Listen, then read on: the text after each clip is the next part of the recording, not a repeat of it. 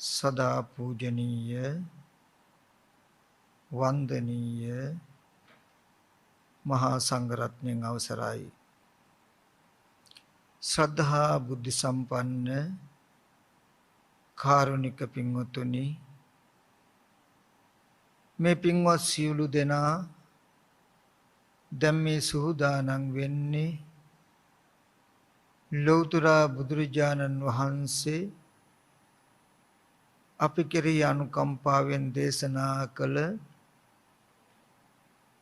උතුම් සද්ධර්මයෙන් බිඳක් ශ්‍රවණය කරන්ට. ඒ නිසා හැම දිනාටම මතක් කරනවා තමන්ගේ හිත නොයෙක් අරමුණු වල දුවන්නට නොදී චිත්ත ඒකග්ගතාවයක් ඇති කරගෙන හොඳට මේ දේශනාව ශ්‍රවණය කරන්ට කියලා. අනන්ත සංසාරේ දිහා බලනකොට ලෞතර බුදුරජාණන් වහන්සේලා ඕනතරම් මේ ලෝක ධාතුවේ පහළ වෙලා ඇති පහළ වෙලා තියෙයි. ඒ කාලවල අපිත් ඕනතරම් මනුස්සාත්ම භාවයන් ලබාගෙනත් ඇති. ඒත් එකම ශාසනයක්වත් ආදරෙන් ඇසුරු නොකළ නිසා ඔබත් මමත් තාම ඉපදෙමින් මැරෙමින් ඉපදෙමින් යන මේ දුක්සහගත සසර මේ අත දුවන සැරිසර නැත්තෝ වෙලා අපිට පුළුවන් වුණොත් මේ ජීවිතේදී සකසා බුදුබණ අහලා ඒ අහගත් ධර්මයට අනුව ජීවිතේ හැසිරෙන්නට ඒකාන්තයෙන්ම මේ බුද්ධ උත්පාද කාලය තුලම මේ ජීවිතය තුලම අපේ නිවීම අපේ මිදීම අපිට හදා ගන්න පුළුවන්. ගත වෙන ජීවිතයක් තුල නිවි සැනසෙන ආත්ම භාවයක් හදා ගන්නටයි පින්වතුනි ලෞතර බුදුරජාණන් වහන්සේලා මඟ පෙන්වුවේ. මොහොතක් අතීතයේ සිහිපත් කළොත් මේ වගේ සද්ධර්ම දේශනාවන් අහලා ඒ දේශනාවන් ජීවිතයට එකතු කරගත්ත නිසායි පටාචාරා වගේ තමන්ගේ සියලුම නෑදෑ පිරිස අහිමි වෙලා මහා දුක් ගොඩක් විඳ ඒ මාතාව සුවපත් උනේ. ඒ වගේම තමන්ගේ එකම දරුවා මල සොවින් අඬා වැළපුණු කිසා ගෞතමිය සුවපත් උනේ මෙබඳු ධර්මයක් ශ්‍රවණය කරලයි. ඒ වගේම රජ්ජුමාලා වගේ දාසියන් ඒ දාසි භාවයෙන් මිදලා නිවි සැනසුනේ මෙබඳු සද්ධර්ම දේශනාවන් ශ්‍රවණය කළයි. ඒ වගේම අඟුලිමාල ආදී මහ ඡණ්ඩ පරුස ගති ඇති ඇත්තෝ අහිංසක යන නම සැබෑවටම අර්ථවත් වෙන අහිංසක ජීවිතයක් හදාගෙන නිවි සැනසෙන බවට පත් උනේ මෙබඳු දහමක් තුලින්. එදා ඒ ජීවිත මේ ධර්මයේ තුලින් නිවාසනසවා ගන්නට පුළුවන් වුණා නම් අද දවසේ මේ ජීවිතවල තියෙන දුක අයින් කරන්නට බැරි වෙන්නේ නැහැ. මොකද ධර්මය කියලා කියන්නේ එක කාලයකට විතරක් ප්‍රතිඵල තියෙන ධර්මයක් නෙමෙයි. තථාගතයන් වහන්සේ දේශනා කළේ ඉමේච සුබද්ද සම්මා විහෙරයුං අසුඤ්ඤෝ ලෝකේ අරහති යස. සුබද්ද මනාකොට පිළිවෙත් පුරනවා නම් යම් කිසි කෙනෙක් මේ ලෝකේ කවදාවත් රහතුන්ගෙන් හිස් වෙන්නේ යම් කාලයක නිවි සැනසෙන ජීවිතවල අඩුපාඩුවක් පෙනෙනවා නම් ඒ ධර්මයේ තියෙන අඩුපාඩුවක් හින්දා නෙමෙයි ඒ ධර්මයේ ජීවිතයට ලං කරගෙන හැසිරෙන ප්‍රතිපදාවල තියෙන අඩුව නිසායි. ඉතින් අතීතයේදී මෙබඳු ධර්මයන් තුලින් ජීවිතවල දුක නිවා ගත්තා නම් නිවුණා නම් අද දවසේත් අපේ ජීවිතවල දුක නිවා ගන්නට පුළුවනි. හැබැයි අපි මතක් කරන්න ඕනේ තවත් කාරණාවක්.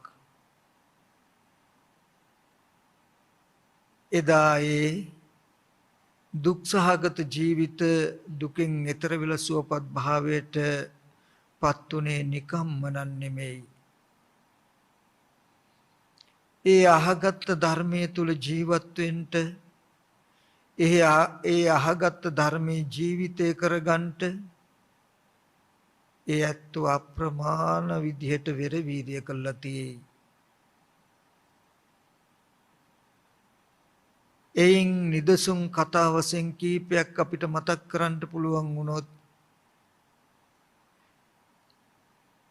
අපි අහලා තියෙනවා සවැත් නුවර වාසී තිස්ස තෙරුන් වහන්සේ ගැන. උන්වහන්සේ තමන්ව මරන්ට ඉදිරිපත් වෙච්ච සොරුන්ගෙන් එක දවසකට ජීවිතය ඉල්ලගෙන ඊට අප පිනිස මහා කළු ගලකින් කකුලට ගහලා කකුලේ ඇට බිඳගෙන එක දවසක් ජීවිතය ඉල්ලගෙන විර වීර්ය කළ සසරෙන් ඈතර වෙච්ච බව. ඒ වගේම පීතමල්ල තෙරුන් වහන්සේ කියන්නේ දවස පුරාම ඉඳගනිමින් සක්මනින් භාවනා කරලා රාත්‍රියේ කාලෙදී සක්මන් භාවනා කළ වෙහෙස නිසා කකුල් අමාරු නිසා සක්මනේ දන ගගා සක්මන් කරනකොට දඩේමේ යන කෙනෙක් මුයෙක් දෝ යන සංඥාවෙන් විද්ධාම ඒ විදපු ඊතලයේ ගලවලා තනකොළ ටිකක් ඒ ඊයේ වැදුණු සිදුරට උබාගෙන ඒ වේදනාව මෙනෙහි කළා සසර දුක් අවසන් කරගත් උත්තමේ. ඒ වගේම චක්කුපාල තෙරුන් වහන්සේ කියලා කියන්නේ ඒ වගේමයි කාය ජීවිත අපේක්ෂාවෙන් තොරව කය ගැන බලන්නේ නැතුව ජීවිතය ගැන බලන්නේ නැතුව විමුක්තියම අරමුණු කරගෙන කටයුතු කළ මහෝත්තමයන් වහන්සේ නමක්. උන්වහන්සේ අවවාද කරගන්නවා චක්කූනි හායන්ති මමායිතානි පාලිත මමායනය කරන මේ ඇහැ නැසෙනවා.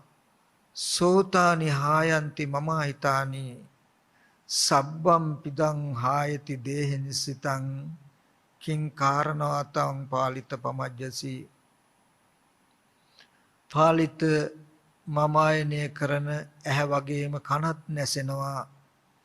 මම කියලා අල්ලගෙන තියෙන මේ ශරීරය සියලු දේම නැසෙනවා.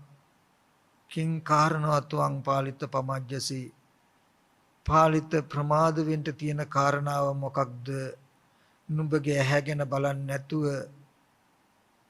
අප්‍රමාදීව ධර්මයේ හැසිරෙන්න කියලා තමන්ටම අවවාද කරගෙන වීරිය කළා. ඒ වගේම මිලක්ක තිස්ස තෙරුන් වහන්සේ කියලා කියන්නේ නිදිමත හැදුණු වෙලාවේදී පිදුරු වලින් දරණුවක් හදලා ඒක තෙමාගෙන හිසටත් තබාගෙන නිින්ද යන නිසා නිදිමත එන නිසා පැම්බේසමක් අරගෙන කකුල් දෙක ඒකට දාලා තුන් යම රාත්‍රිය පුරාවටම අප්‍රමාදීව භාවනා කළ කෙනෙක්. සද්ධර්මය අහනවා වගේම අතීත උතුමිය දුකෙන් මිදුනේ නිකන් නෙමෙයි. මෙන්න මේ වගේ වෙර වීරිය වඩලා ඒ චරිත වලින් පස්චිම ජනතාව අපිට හොඳ ආදර්ශයක් වෙනවා. ඒ වගේම හොඳ කතාවක් දේශනා කරනවා. ඉමක් කොනක් පරක් තෙරක් නැති මේ දුක් සහගත සසරෙන් එතර වෙන්න නම් සද්ධර්මයේ අහන්ට ඒ වගේ මේ අහගත් ධර්මයේ ජීවිතය කරගන්නට අප්‍රමාදීව වෙරවීරිය වඩන්ට කියන කාරණාව ඒ චරිත තුලින් අපිට පැහැදිලි කළා පෙන්නනවා.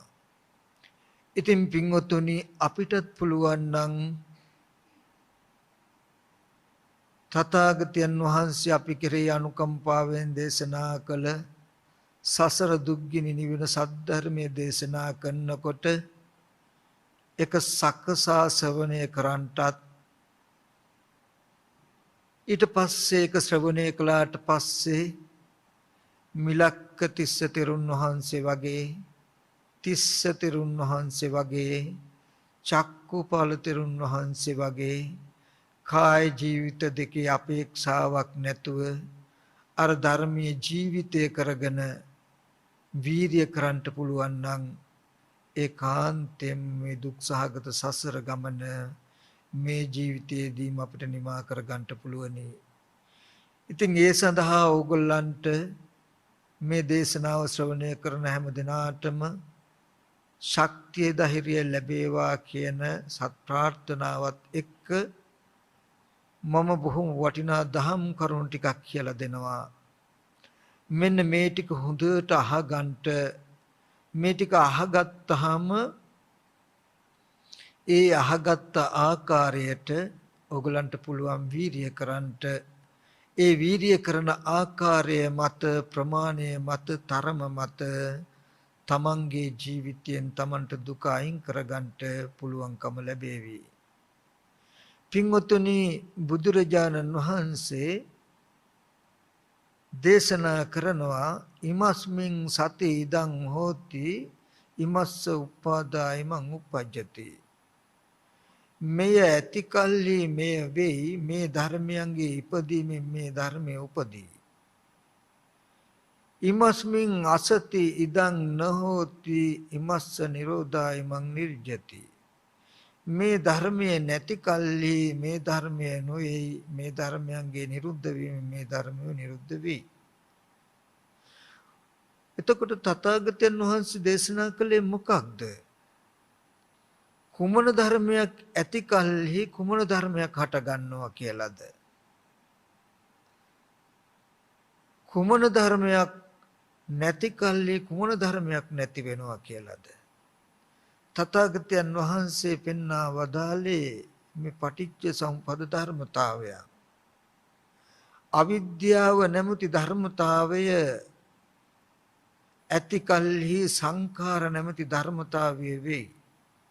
අවිද්‍යාව නැමැති ධර්මතාවයේ ඉපදීමෙන් සංඛාරය නැමැති ධර්මතාවය උපදිනවා.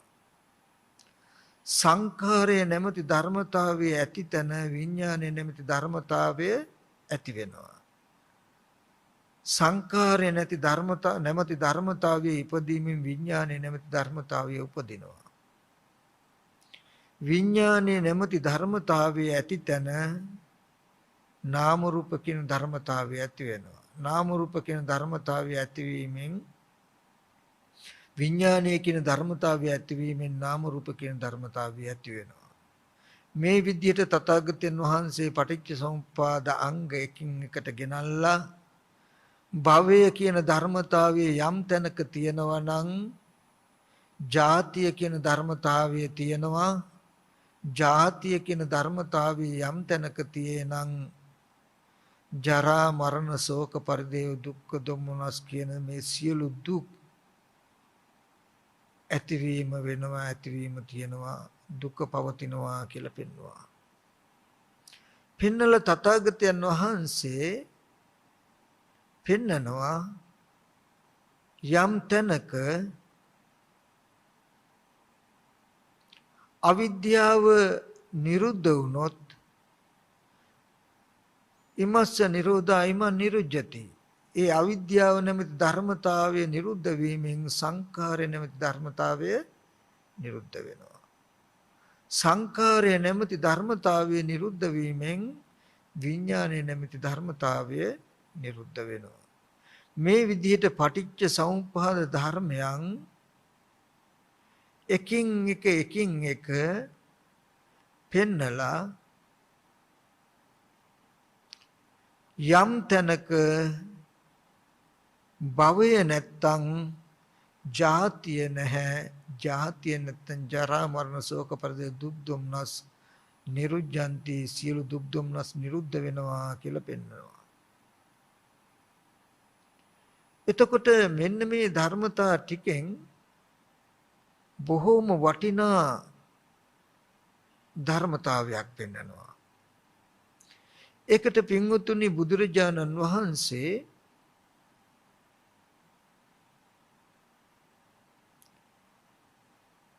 තව උපායකුත් පෙන්නනවා, උපමාවකුත් පෙන්නනවා. යම්සේ උස් කඳු මුදුනකට වර්ෂාවක් පතනය වුණොත්, වැස්සක් වැස්සොත් ඒ තුලින් ඇතිවෙන ජල කඳ පහළට ගලාගෙන ඇවිල්ලා කුඩා වලවල් පුරවනවා. කුඩා වලවල් පිරීලා මහ වලවල් පුරවනවා. මහ වලවල් පුරවලා කුඩා පොකුණු පුරවනවා. කුඩා පොකුණු පුරවලා මහ පොකුණු පුරවනවා. මහ පොකුණු පුරවලා කුඩා ගංගාවන් පිරෙනවා. කුඩා ගංගාවන් පිරීලා මහා ගංගාවන් පිරෙනවා. මහා ගංගාවන් පිරීලා මහා සමුද්‍රය පුරවනවා. මේ කාරණාවෙන් පෙන්වනවා එක දෙයක්. ඒ උස් කඳු මුදුනක හටගත් ජල කඳ අනුක්‍රමයෙන් ඒ වලවල් පොකුණු වැව් පුරවමින්, ගංගාවන් පුරවමින් ඇවිල්ලා නතර වෙන්නේ මහා සාගරයේ මිසක ඒට මෙහා අතරමැදක නතර වෙන්නේ නැහැ කියලා.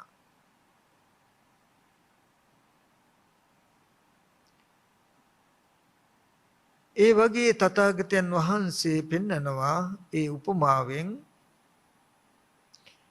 යම් වෙලාවක අවිද්‍යාව නැමැති ධර්මතාවය ඇති වෙලා සංඛාර කියන ධර්මතාවය ඇති වෙනවා.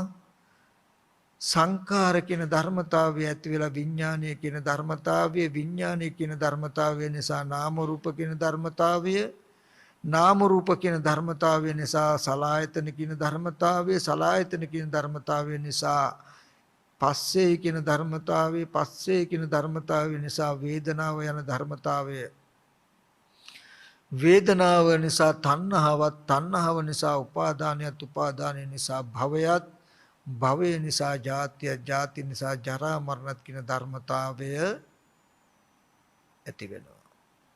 උස් කඳු මුදුනක හටගත් ජලය අතරමඟ නොනැවති යම්සේ මහා සමුද්‍රයෙන්, මහා සාගරයෙන් අවසන් වෙයිද, ඒ වගේ යම් දවසක අවිද්‍යාව නැමැති ප්‍රභවයෙන් යම් අරමුණක්, පැවැත්මක් පටන් ගත්තොත් ඒක අවසන් වෙන්නේ ජීවිතයකට දුක කියන ධර්මතාවය උරුම කළා, දුක කියන ධර්මතාවය හදලා කියන කාරණාව පෙන්වනවා.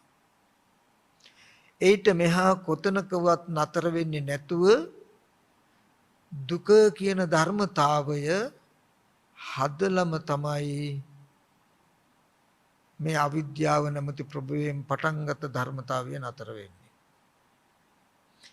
ඒකෙන් මම මතක් කළේ බුදුරජාණන් වහන්සේ අපේ ජීවිතය ගැන පෙන්නනවා.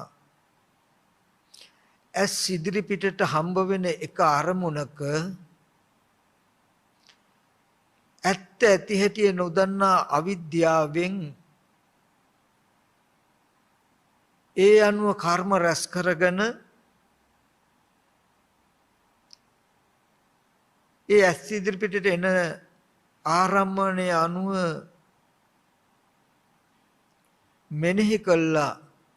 ඊට අනුරූප වූ චක්කු විඥානයත් කන ඉස්සරහට එන ශබ්දේ ඇත්ත නොදන්නා අවිද්‍යාවෙන් ඊට අනුරූපව මෙනෙහි කළා. සෝත විඥානය ආදී විඥානයන් හදාගත්තොත් රූප ශබ්ද ආදී අරමුණු මෙනෙහි කළා. හිත කයට නැඹුරු වෙන හැටි, ඒ හිත කයට බැස ගන්න නිසා නැවත ඇහැ කන දිව නාසය ශරීරය කියන ආයතන හැදෙන හැටි ඒ ආයතන ටිකට නැවත රූප ශබ්ද ආදී අරමුණු ස්පර්ශ වීම නිසා වේදනාව ඇති වෙන හැටි වේදනාව නිසා තණ්හා උපාදාන කියන ධර්මතාවය ඇති වෙන හැටි උපාදාන නිසා භවය කියලා කියන්නේ දැක්කපු අහපු මේ විදිහට අවිද්‍යාවෙන් පටන් අරගත්තාම දැක්කපු අහපු හැම දෙයක්ම තියෙනවා ඉන්නවා කියලා භවය නැත්තම් ලෝකයේ හැදෙන හැටිත් ඊට පස්සේ ඒ ලෝකය නිසා ජරා මරණ දුක එන හැටිත් කියලා අපේ මේ ජීවිතය තුලින්ම පටිච්ච සමුප්පාද දර්ශනයක් පෙන්වනවා. එහින් යමක් දැක්කට පස්සේ ඒ දැකපු දේ මුලා වෙලා ඊට ඇති කරගන්න කර්ම නිමිති මුල් කරගෙන චක්කු සෝත ගාන ආදී පංච විඥානයන් උපද්දලා නැවත මේ ස්පර්ශ ආයතන 6 ඇති කරගෙන ස්පර්ශ ආයතන 6 උපද්දලා එකට තණ්හාව ඇති කරගෙන මේ ලෝකයේ ඇති බවට හදාගන්න සිද්ධිය. දැන් ඔය ටික අපිට පේන්නේ තේරෙන්නේ ආයතනයක් ගානේ පවතින මේ පැවැත්ම ඊටමත් වේගවත් ඒ වගේම ඊටමත් සිව්. හැබැයි අපේ සිහිය නුවණ ගොඩාක් දුබලයි. අපේ සිහිය නුවණ ගොඩාක් දුබලයි. නමුත් මේ ඇහැ කන දිව නාසය ශරීරය කියන ආයතන 6 ආරම්භය අරමුණක් රැවටිලා නැවතේ රූප ශබ්ද අරමුණ හොයාගෙන ගිහිල්ලා ඒකට තණ්හාව ඇති කරගෙන එහෙම දේවල් තියෙනවා කියලා මතකයක් තියාගෙන මතකය සිහි කර කර දුක් විඳිනවා කියන පැවැත්මක් වෙනවා. ඒ පැවැත්ම ගෝචර නැහැ. එතකොට බුදුරජාණන් වහන්සේ කදිම උපායක් වෙන්නනවා අපිට. අපි උපමාවක් කළොත් ඉන්දි කටුවකට අපි නූලක් දාන්නට රෙදි කෑල්ලක් මහ ගන්නට ඉන්දි කටුවකට අපි නූලක් දාන්නට හදනවා.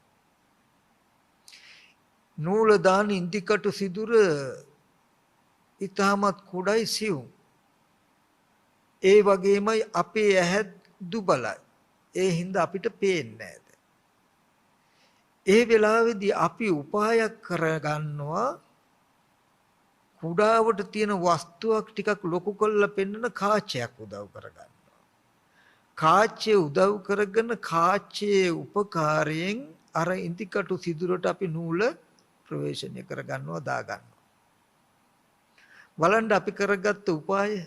නමුත් අර කුඩාවට තිබුණු සිදුර එහෙමමමයි. ඒක චුට්ටක්වත් වෙනස් වුනේත් නෑ. අපි බැලුවා කියලා ඒක ලොකු වුණාද? නැහැ. හැබැයි අපි අපේ පහසුව සඳහා අපි යම් උපායක් කරගත්තා. ඒ වගේ අපේ ජීවිතේ ඇහැ කන දිව නාසය ශරීරය කියන ආයතනයක් ගානේ පෙනෙන ඇහෙන දෙයට රැවටිලා ඒ ගැන මතකයක් ඇති කරගෙන ඊට අනුව පෙනෙන ඇහෙන අරමුණු හොයන්න ගිහිල්ලා ඒක තණ්හාව ඇති කරලා ඒ ගැන මතකයක් හදාගෙන ඇති බව හදාගෙන ඇති බවට තියෙන දේවල් සිහි කර කර දුක් විඳිනවා කියන පැවැත්මක් තී ඒක සියුම් වැඩි. අපේ මනස දුබලයි. දැන් අපිට පේන්නේ අපි උපායක් කරගන්නවා මොකටද? මේක ටිකක් ලොකු කළා දික් කළා බලනවා.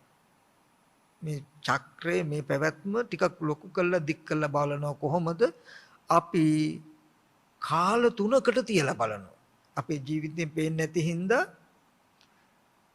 අපි භව වශයෙන්ම තියලා බලනවා ටිකක් ලොකු කළා. එතකොට අපිට මේක පේනෙනවා. ඒ කියන්නේ පෙර අවිද්‍යා කර්මයට දැන් මේ සිද්ධිය අරමුණක් ගන්න වෙන සිද්ධිය නමුත් පේන්නේ අපි උපායක් කරගන්නවා ඒක භව වශයෙන් ටිකක් දීර්ඝ කරලා බලා ගන්නවා. හැබැයි හොඳට මතක තබා ගන්න ඕනේ අපි උපායශීලීව අර කාචයකින් ලොකු කරගත්තට අර තිබුණ සිදුරමමයි මේ පේන්නේ උපාය නිසා. ඒ වගේ ආයතනයක් ගානේ තියෙන පටිච්ච සමුප්පාද સિદ્ધාන්තය බලාගන්න දැනගන්න අවබෝධ කරගන්න පහසු පිණිස අපි උපහායක් කරගන්නවා මේ පටිච්ච සමුප්පාද ක්‍රියාවලිය ධර්මතාවය භව වශයෙන් බෙදලා බලා ගන්නවා. ඒ කියන්නේ අපි බලනවා පෙර භවයේ අවිද්‍යා සංඛාර අවිද්‍යාවෙන් කර්ම රැස් කරපු නිසා මේ ජීවිතයේ විඥාන නාම රූප සලආයතන පස්ස වේදනා කියලා මේ විපාක ස්කන්ධ ටිකක් හැදෙනවා. ඒ විපාක ස්කන්ධ ටිකට තණ්හා උපාදාන කියන කෙලෙස් ටිකක් එකතු වුණාම භවය හැදෙනවා. භවය කියලා කියන්නේ දැක්කපු අහපු හැම දෙයක්ම ඇති බවට අපි තුල ගොඩ නැගින ගතිය. තව පැත්තකින් ගත්තොත් ඕකට තමයි කාම භවය, රූප භවය, අරූප භවය කියලා තුන් භවය කියලා කියන්නේ. මේකට තමයි ලෝකي කියලා කියන්නේ. මම තව උපමා වලින් පැහැදිලි කරලා දෙන්නම්. මෙන්න මේ භවය හැදුනහම අවිද්‍යාවෙන් පටන් ගත්ත ක්‍රියාවලිය අවසන් වෙන්නේ භවය හදන තැන දක්වා විතරයි. ඊට පස්සේ භවය නිසා ජාති ජරා මරණ ඇති වෙනවා. ඒ කියන්නේ පෙර අවිද්‍යාව කර්මය සකස් කළා. කර්මය ප්‍රතිසන්දි විඥානේ නාම රූප ආයතන ටික හදලා ස්පර්ශ වේදනා කියන විපාක ටික හැදුවා. ඒ විපාක ටිකට තණ්හා උපාදාන කියන කෙලෙස් ටික යෙදුනට පස්සේ ඒ කෙලෙස් ඇති කරගත්ත ඇහැ නිරුද්ධ වෙනවා, රූපය නිරුද්ධ වෙනවා, චක්කු විඤ්ඤාණ නිරුද්ධ වෙනවා. දකින අහන දේවල් නිරුද්ධ වුණාට දැකපු අහපු දේවල් ඇති බවට අපේ මනස තුල භවය සකස් වෙනවා. ඔකට කියනවා කර්ම භවය කියලා. අපි උපමාවක් කළොත් කවදාවත් අපි දැක්කේ නැති, දන්නේ නැති, දැක්කේ නැති දෙයක් අපිට සිහි කරන්න බෑ. සිහි කළා ඒ පිළිබඳව සැප දුක් විඳින්නටත් බෑ. ඒ ආරම්භය කුසල අකුසල කර්ම රැස් කරගන්නටත් බෑ. එහෙම දෙයක් අපි ගාව නැහැ. නමුත් කවදාවත් දැක්කේ නැති තැනකට ගිහිල්ලා අපි ඒ වටපිටාව බලනවා. වටපිටාවේ තියෙන ශබ්දයක් අහනවා. වටපිටාව බැලුවා තියෙන ශබ්දයක් අහපු එක විතරයි කරන්නේ. අපි ආපහු ආවට පස්සේ මෙන්න මේ වගේ ලස්සන බලන්න තැනකුත් තියෙනවා. එතෙන්ට ගියොත් මේ වගේ සද්ද අහන්න පුළුවන් තැනකුත් තියෙනවා කියලා දැනුමක් අපි ගාව ගොඩ නැගිලා තියෙයි. බලන්නක ඇහෙන් බලපු එක එකතු වෙලා තියෙන හැටි. ඇහුණු දේ එකතු වෙලා තියෙන හැටි. ඒ වගේ කුඩා කාලේ ඉඳන් ඉස්කෝලේ ගිය හැටි, ඉස්කෝලේ තිබුණ හැටි, ඒ කාලේ හිටපු යාළුවෝ මිත්‍රයෝ රැකිරක්ෂා කළ හැටි බලන්න ඕගලන්ට ඔක්කොම මතක් කරගන්න පුළුවන්කම. සමහර විටක අපි වර්තමානයේ ගිහිල්ලා බලනකොට ඒ තිබුණු තැන්වල තියෙන පොළොවේ පිහිටීම පවා නැහැ. නමුත් මෙහෙම දේවල් තිබුණා කියන කම හැදිලා තියෙ නේද අපිට. අන්න ඒකට තමයි භවය කියලා කියන්නේ. ඔකට තමයි ලෝකේ කියලා කියන්නේ. ඔකට කියනවා තව පැත්තකින් මොකද්ද? පංච උපාදාන ස්කන්ධ ලෝකේ කියලා. ඔන්න ඔය භවපච්චය ජාති කියන්නේ මනස තුල අන්න ඒ විදිහට තියෙනවා කියලා ගොඩ නැගිච්ච දේවල් තියෙනවා. ඒ දේවල් හැම වෙලාවෙම සිහි වෙනවා අපිට. සිහි කර කර අපි ඒව තුල සැප දුක් සහගත විදිහට හිත හසුරවනවා. ලෝභ දේශ මෝහ විදිහට කෙලස් පවත්නවා. ඒ කුඩා කාලේ යාළුවෝ සිහි කරගන්න පුළුවන්. සිහි කරගෙන එදා කියපු දේවල් අද සිහි කර කර සතුට වෙන්නත් පුළුවන්. දුක් වෙන්නත් පුළුවන්. ඒවට තරහ ගන්නත් පුළුවන්. කැමති වෙන්නත් පුළුවන්. බලන්නකො එතකොට ඒ අයත්ින් දැන් වර්තමානයේ ඒ සැපහා දුක නැත්තම් ලෝභ දේශ මොහ කියන ගති ඇති උනේ දැන් මේ පුද්ගලයෙක්ගේ අවදි වීම නිසායි. ඒ පුද්ගල භාවයේ ජාති පුද්ගල භාවයේ අවදි ඇති උනේ මොකක් නිසාද? භවය නිසා. මෙහෙම අය මෙහෙම දේවල් තිබුණා කියන ගතිය නිසායි. එතකොට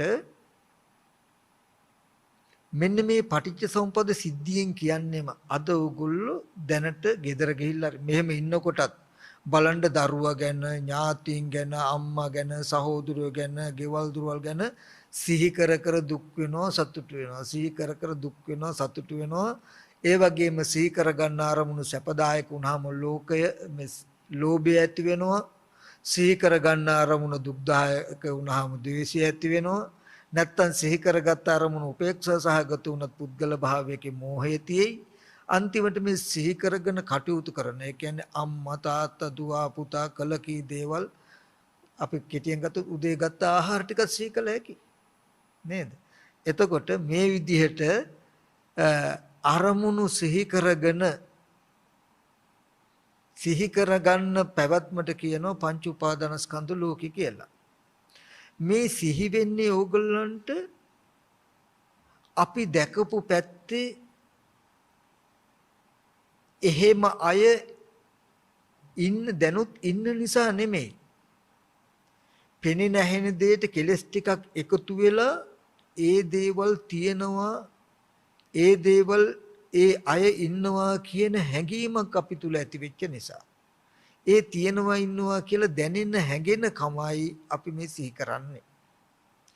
ඉතින් මම මතක් කරන්න මට යෙදුනේ ඕනේ උනේ අපි කෙටියෙන් ගත්තොත් ඒ ටිකක් තේරෙන්නේ නැත්නම් මේ කතා කරන එක දෙයක්වත් ඕගොල්ලෝ මතක තියාගන්න උත්සාහවත් වෙන්න එපා. මේ ටිකේදී දැන් හොඳට අහුම්කම් දෙන්න. ඒකෙනු නීවරණ ධර්ම දුර වෙනවා.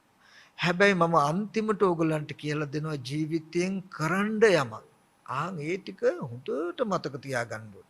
මේ ඔක්කොම මතක තියාගන්න කියලා කිව්වොත් මම පැය එකමාර දෙකක් කරන ධර්ම දේශනාව ඔක්කොම මතක තියාගන්න කිව්වොත් ඒක ඕගොල්ලන්ට කරන්න පුළුවන් කමකුත් නැහැ වෙහෙසටපත් වෙනවා විතරයි. නමුත් මම එහෙම කියන්නේ මේ ටික හොඳට අහගන්න. මම මේ පවතින අපේ ජීවිතයකට දුක එන හැටි බුදුරජාණන් වහන්සේ පෙන්නපු ධර්මතාවයේ පිහිටලා මම මේ විස්තර කරලා දෙනවා පෙන්නවා. නමුත් ඒ දුක ආපු හැටි වගේම ඒ දුක ජීවිතෙන් අයින් කරගන්න ආකාරයත් බුදුරජාණන් වහන්සේ පෙන්නලා දෙනවා. ඒකත් මම ඔයගලන්ට පැහැදිලි කරලා දෙනවා. ඒ සඳහා කටයුතු වැඩපිළිවෙලක් ඊට පස්සේ තියෙනවා. අන්න ඒ ටික කියලා දෙනකොට හොඳට මතක තියාගන්න ඕනේ. හරි. එතකොට අපි කෙටියෙන් ගත්තොත් දැන් ඔය කතා කරපු සිද්ධාන්තයන් ඔක්කොම අයින් කරලා කෙටියෙන් කතා කළොත් උස් කඳු මුදුනක පටන් ගත්ත ජලය නොනැවති මහා සමුද්‍රය කරා ගහගෙන ආව ඒ ජලයේ නවාතන උනේ මහා සාගරය වගේ අතරමඟ මුකුත් නතර උනේ නෑ වගේ පෙර අවිද්‍යාව නැමැති ධර්මතාවයෙන් හටගත්ත මේ ප්‍රභවය දැන් නතර වෙලා තියෙයි කොතනින්ද අපේ ජීවිත දුකයි කියන තැන හදලා අද අපි ජාති ජරා මරණ ශෝක පරිදේ දුක් දුම්නස උපායාස කියන සියලු දුකෙන් යුක්ත සියලු දුක් විඳින ඇත්ත වෙලානේ හරි දැන් අද අපේ ජීවිතය දුක් සහගත පැවැත්ම නැමැති ධර්මතාවයකින් නතර වෙලා තියෙයි මේ නතර වීම කොතනකින්ද පෙර අපි මේ චක්‍රය හැටියට ගත්තාම පෙර අවිද්‍යා කර්ම කියලා අපි ගන්නකොට ඒ පෙර අවිද්‍යාව නැමැති ධර්මතාවයෙන් පටන් ගත්ත පැවැත්ම නතර වුණේ කොතනින්ද මේ ජීවිතේ දුක හදනවා කියන තැනකින් දැන් අපේ ජීවිතේ දුක් සහිතයි හරි දැන් අද විද්‍යාව තිබුණොත් මොකක් වෙයිද නැවතත් මේ වගේම දුක්දායක ජීවිතයක් භවයක් හදලා මිසක නතර වෙන්නේ නැහැ කියන උත්තරයක් එනවා එතකොට නේද පෙර අවිද්‍යාව තිබුණු නිසා කිසි තැනක නතර නොවි අද ජරා මරණ ශෝක පරිදේ දුක් දුම්නස් ඒ කියන්නේ මිය ගිය දරුවෝ සිහි කර කර දෙමව්පියෝ සිහි කර කර ඥාති හිතේසින් සිහි කර කර නිന്ദා අපහාස සිහි කර කර කායික මානසික වේදනාවන් සිහි කර කර විඳ විඳ දුක් විඳිනවා කියන පැවැත්මක් අද නිර්මාණය වෙලා නම් මේකේ ප්‍රභවය අපි ගත්තේ කොතනින්ද? පෙර අවිද්‍යාව කියන තැනින්. හරි. පෙර අවිද්‍යාවෙන් පටන් ගත්ත ධර්මතාවය මේ ජීවිතයේ දුක හදලා නතර වුණා නම් අද අවිද්‍යාව තිබුණොත් අද අවිද්‍යාව ඇති වුණොත් අද කර්ම රැස් වෙනවා. අද අවිද්‍යාවෙන් කර්ම රැස් කරගන්න බව තිබුණොත් මොකක් වෙයිද? අනාගතයටත් මේ වගේ විපාක ස්කන්ධ ටිකක් හදලා විපාක ස්කන්ධ ටිකට එදාටත් කෙලෙස් යෙදිලා එදාටත් මේ වගේම භවය හැදිලා මේ වගේම ජරා මරණ දුක හැදෙනවා කියන එක නවත්තන්න පුළුවන් කමක් නැහැ. එතකොට එහෙනම් බුදුරජාණන් වහන්සේ පෙන්වුවේ ඉමස්මින් අසතේ ඉදන්න හොති ඉමස්ස නිරෝධාය මන් නිරුජ්ජති. මේ නැති කල්ලේ මේ නොවේ මේ ධර්මයන්ගේ නැතිවීම මේ ධර්මය නොවේ. පෙර අවිද්‍යා කර්මයේ නොඋනේ නම් අද මෙබඳු දුකක් පවතීද? නැහැ. පෙර අවිද්‍යාව නැත්තම් සංඛාරය නැහැ. අවිද්‍යාව නිරුද්ධ වෙනකොට සංඛාරය නිරුද්ධ වෙනවා.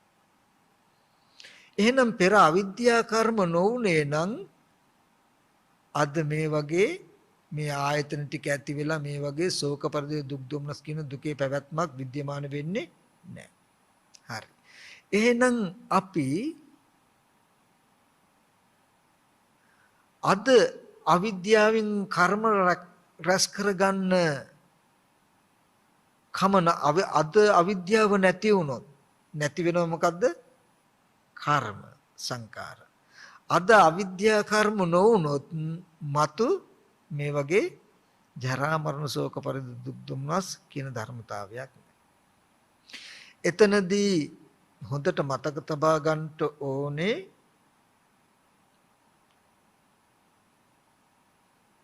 කුඩා ඉදිකටු සිදුර බලාගණ්ඩ උපායක් මිසක මේ කාචයෙන් පෙන්වන්නේ කාචයෙන් පෙන්වන සිද්ධිය නෙමෙයි සැබෑවටම विद्यमान සිද්ධිය. ඒකේ මම පෙන්වන්නේ මේ භව වශයෙන් මම පෙන්වන සිද්ධිය ජීවිතයේ සැබෑම සිද්ධිය බලාගන්න උපායක් මිසක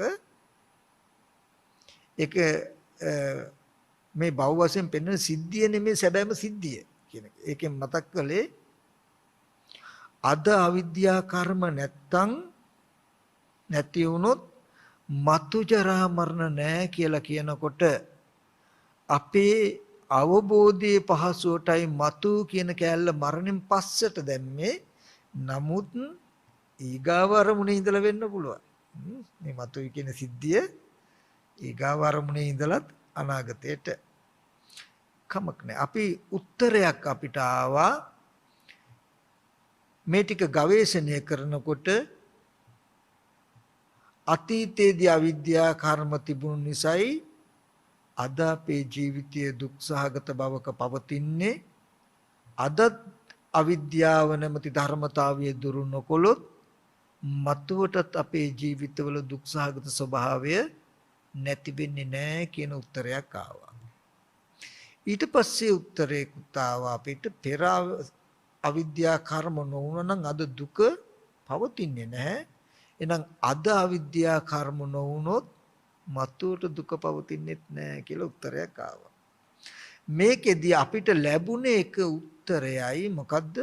අවිද්‍යාව නැමැති ධර්මතාවයේ තිබුණොත් දුක කරා යනවාම යතරමඟක නතර නොවි දුක අවසන් කරන්න නම් අවිද්‍යාව නැමැති ප්‍රභවයම අපි අයින්කට යුතුයි කියන උත්තරයක් අපිට ලැබුණා. දැන් අපි බලන්න ඕනේ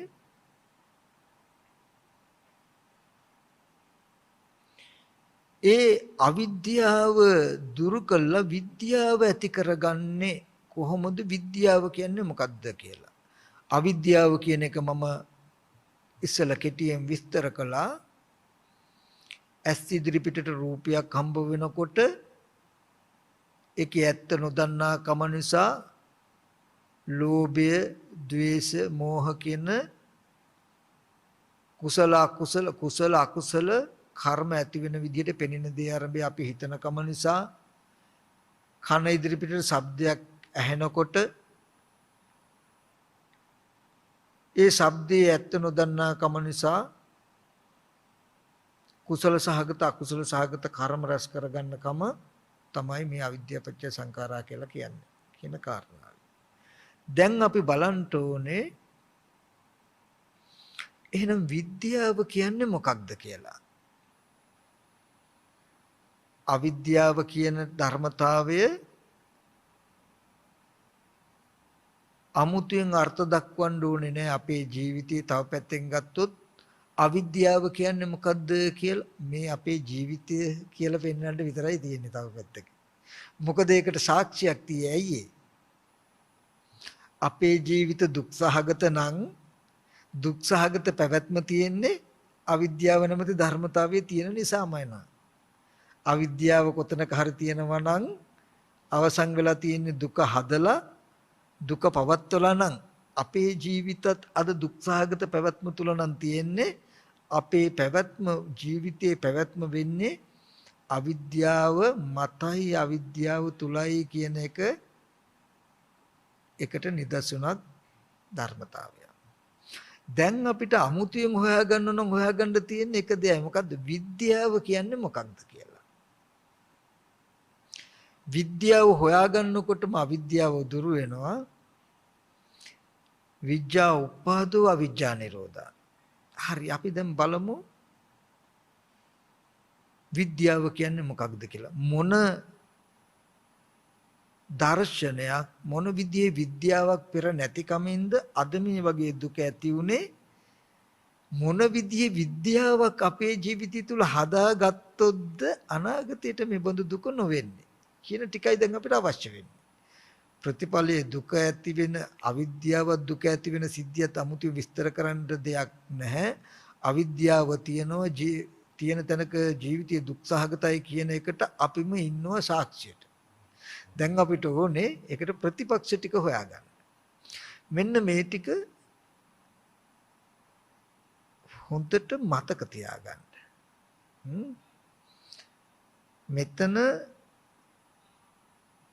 මෙතන ඉඳලා පෙන්නන ටික අපිට මාර්ගදර්ශනය සඳහා නිවන් ප්‍රතිපදාව සඳහා අතිශයම වැදගත් වෙනවා. අවිද්‍යාව කියන එක දුරු වෙලා විද්‍යාව උපදවා ගන්නවා කියන ධර්මතාවයේ තියෙන්නේ පොඩි කාරණාවක් මත. මහා විශාල ගොඩාක් දේවල් නෙමෙයි චූටි දෙයක් තියෙන්නේ. මේ පොඩි දේ තේරුනොත් ඒ ටික බලාගෙන තමයි භ්‍රමචර්යාව තියෙන්නේ. හරි. මොකද්ද විද්‍යාව කියලා අපි බලමු. අපිට ඇස් ඉදිරියට රූපයක් එනවා. ඒ කියන්නේ රූපයක් පේනවා. අපිට මේ රූපයක් පෙනෙනවා කියන තැන හොඳට සිහිය තබා ගන්න හොඳට සිහිවත් කරගන්න යම් වස්තුවක් පෙනෙනවා කියන තැන ගත්තාම පෙනෙනවා කියන සිද්ධිය විපාක ධර්මතාවය. මේ පෙනෙනවා කියන සිද්ධිය තුල එතකොටත් හොඳට ඕගොල්ලෝ දක්ෂ වෙන්න ඕනේ. පෙනෙනවා කියන සිද්ධියේදී අපි කියමු මාස 5-6ක පුංචි දරුවෙක් අඬන එක නතර කරන්න දෙමව්පියෝ සද්දයක් එක්ක අර ටිලින් ගාලා සද්ද ඇහෙන ලස්සන පාට දේවල් උඩින් එල්ලනවනේ. නමුත් සද්ද ඇහෙනවා වර්ණ ස්වභාවයන් පෙනෙනවා. නමුත් ඒ වර්ණයන් නම් කරන්නවත් ඒ දරුවෝ දන්නේ මේ නිල් කහ රතු කොළ කියලා ප්‍රඥප්ති මුකුත් නැහැ. නමුත් පෙනෙනවනේ. මේ අහවල් සද්දේ කියලා සද්දේ නම් කරන්න දන්නේ නැහැ. නමුත් ඇහෙනවා. අන්න ඒ වගේ මට්ටම ඒ පෙනෙන මට්ටම ඒ ඇහෙන මට්ටමයි මම මේ කියන්නේ පෙනෙනවා විපාකයි කියලා. පෙනෙන දේ. මේ පෙනෙන දේ තුල පෙනෙන පැත්තේ ලෝභ, ද්වේෂ, මෝහ කියන අකුසල ධර්මිය කිසිවක් නැහැ. අලෝභ, අද්වේෂ, අමෝහ කියන කුසල ධර්මිය කිසිවක් නැහැ. ඒ වගේම ක්ලේශ අනුසයක්වත් නැහැ. විපාක මාත්‍රයක් විතරයි. ඒක එක අන්තයක්, එක පැත්තක්.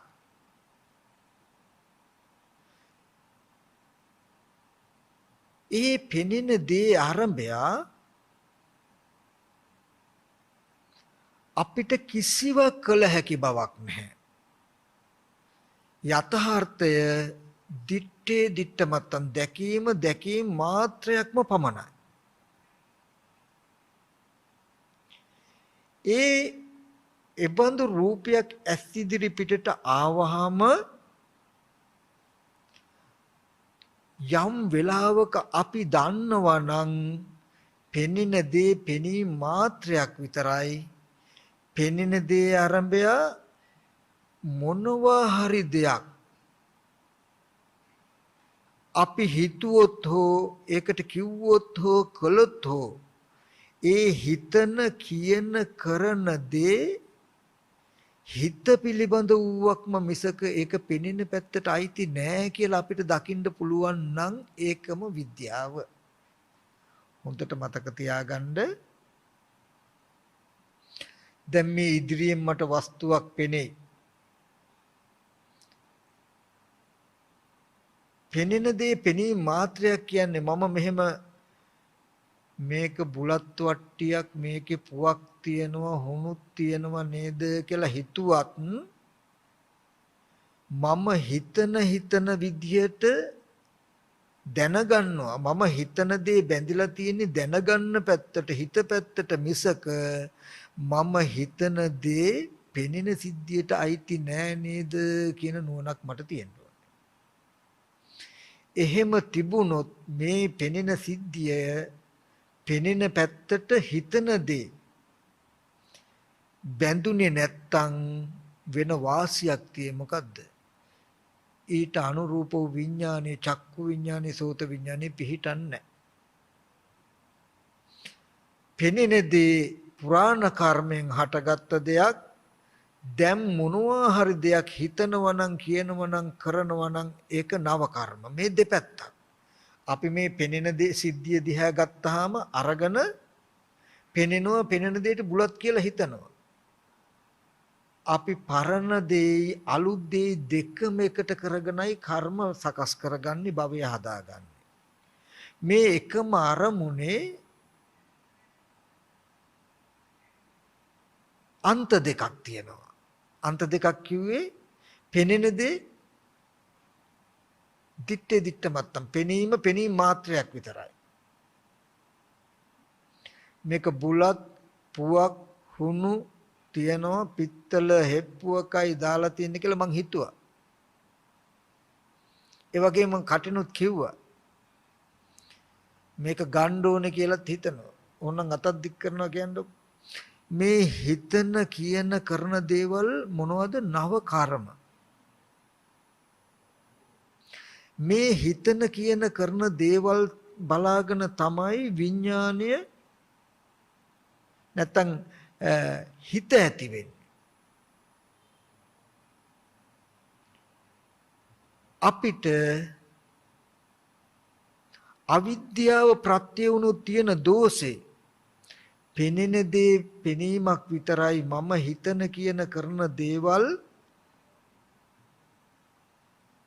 හිතන විදිහට දැනගන්නවා කියන විදිහට දැනගන්නවා කරන විදිහට දැනගන්නවා හිතන කියන කරන දේවල් දැනගන්නවා කියන හිත පැත්තට හා බැඳිලා සම්බන්ධ වෙලා තියෙනවා මිසක පෙනෙන පැත්තට අයිති නෑ නේද කියලා දන්නේ නැත්තම් අපි මොකද කරන්නේ? පෙනෙන පුරාණ කර්මයට පෙනෙන දේ වර්තමාන බුලත් පුවක් හෙප්පුව කියලා හිතුවාම විඥාණයෙන් දැනගන්නවා දෙපැත්තකට නැති එකක්. මේ පෙනෙන දේ බුලත්ය පෙනෙන දේ පුවක්ය පෙනෙන දේ හුණුය කියලායි දැනගන්නේ. කියන දේ ගොඩක් සියුම්. හිතින් කිරින් කිසිවක් අයිති නැති කුසල කුසල කර්ම කිසිවක් අයිති නැති කෙලෙස් චුට්ටක්ව සම්බන්ධ නැති අබිනිපාත මාත්‍රයක් විතරයි පෙනෙනවා කියන කම. පෙනෙනවා සිද්ධියක්. පෙනෙන දෙයට හිතන කියන කරන එක බැන්දොත් මම හිතන කියන කරන එක ඒ කියන්නේ මට හිතන්න පුළුවන් වුණොත් පෙනෙන දෙයට මේක බුලත් කියලා හිතුවොත් මේ රූපයත් මම හිතපු එක දෙකම උදව් කරගෙන මේ පෙනෙන රූපේ බුලත් කියලා මම දැනගන්නවා. මේක පිත්තලයි කියලා හිතුවොත් දැන් පිත්තල කියලා හිතුවේ කොහෙන්ද? අපි හිතෙන්. හිතන එක චේතනාවක්, නව කර්මයක්. ඒක පෙනෙන පැත්තට අයිති සිද්ධියක් නෙමෙයි. පෙනෙනවා කියන දර්ශනේ නිර්මාණ වුණේ පුරාණ කර්මයකට විපාකයක් හැටියට. දැන් අපි හිතනවා කියන සිද්ධිය වර්තමාන චේතනාවෙන් හටගන්න එක හිතන විදිහට දැනගන්න එක. අපි බුලත් පුවක් කියලා හිතනකොට හිතන එක පෙනෙන පැත්තට ගැට ගහපු ගමම්ම චක්කු විඥානය උපදිනවා. අවිද්‍යාව තිබුණොත් ටග්ගල සංකාරපච්චය විඥාන චක්‍රය හට ගන්නවමයි. සද්දයක් ඇති වෙනවා.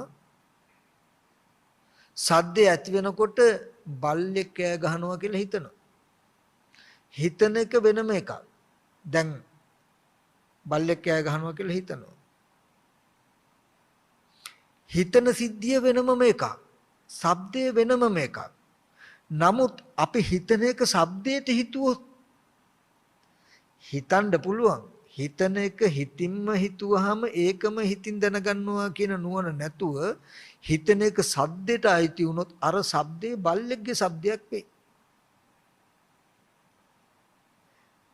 අපිට බල්ලෙක්ගේ ශබ්දයක් වුණොත් ඒක බොරු කියලා කියන්නේ වෙන જાතියක කෙනෙක් ওই ශබ්දය ඇහුවොත් එයාට බල්ලෙක්ගේ ශබ්දයක් වෙන්න වෙන ශබ්දයක් වෙන්න.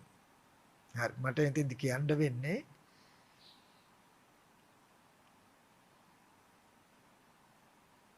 පෙර අවිද්‍යා කර්මයට හටගත් විපාක ධර්මතාවයක් හැටියට රූප පෙනේ ඇස් ඉදිරි පිටට රූපෙයි රූපේ යථාර්ථයේ දිත්තේ මතන් දැකීම මාත්‍රයක් විතරයි.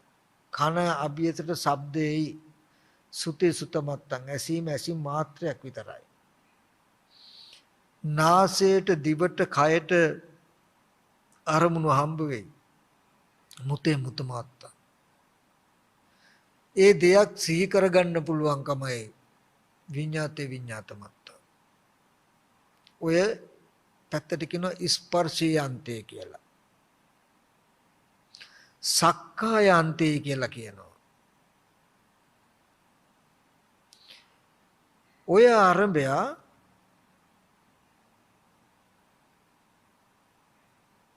හිතින් කිරින් කරන්න පුළුවන් නම් අපිට අපි මේ ස්පර්ශ ආයතන 6 හා බැඳෙනවා. ඒ කියන්නේ ඇහැට පෙනෙනවා. පෙනෙන දෙයට මට හිතන්න පුළුවන් නම් මම පෙනෙන දෙයට බුලත් කියලා හිතුවාම පෙනෙන දෙයක මම ඉන්නවා මං එක්ක පෙනෙන දේ තියෙනවා.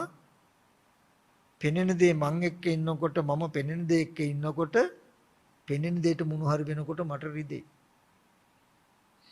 එතකොට දිත්තේ දිත්තමත්තන් කියලා කියන්නේ පෙනෙන දේ පෙනීමක් පමණක් වුණොත්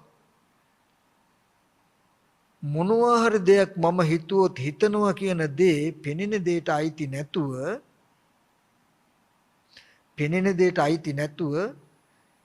හිතීමෙන් පස්සේ ඒ සිතත් එක්කම හිතන දේ නිරුද්ධ වෙනවා කියන නුවණක් මට ආවොත් මම මේ පෙනෙන දේ එක්ක නැහැ.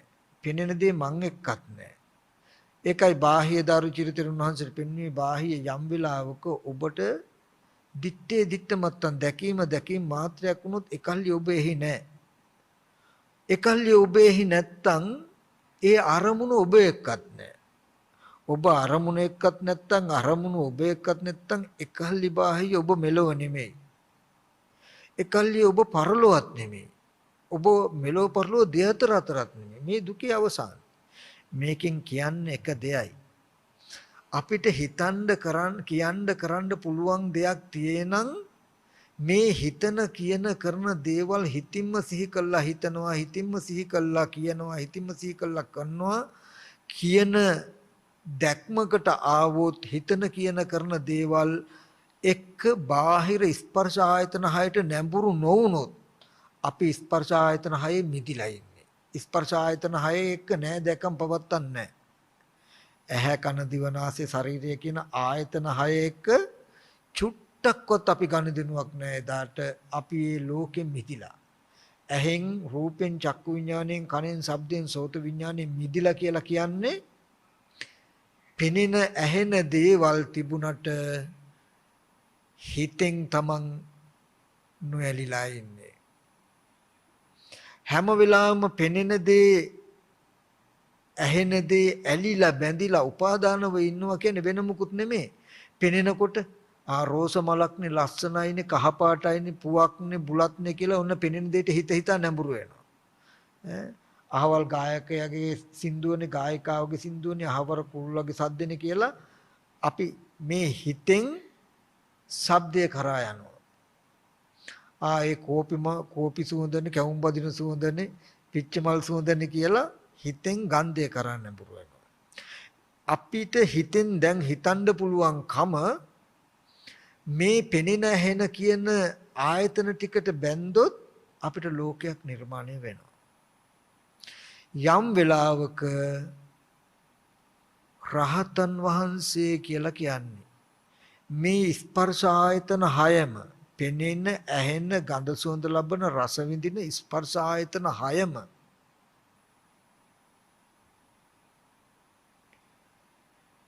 උපාදාන වශයෙන් නොගෙන මිදිලා මේ අරමුණ පරිහරණය කරද්දී දැන් මට පුළුවන් මේ ඉස්සරහා තියෙන දේ පේනවා මේක බුලත් මේක පුවක් මේක හුණු මේක දුම්කොළ කියලාත් හිතනවා. හැබැයි මම පුවක් බුලත් හුණු දුම්කොළ කියලා හිතුවත් පෙනෙන දේ බුලත් හෝ පුවක් හෝ හුණු හෝ දුම්කොළ වෙන්නේ පෙනෙන දේ පෙනීම මාත්‍රයක්මයි.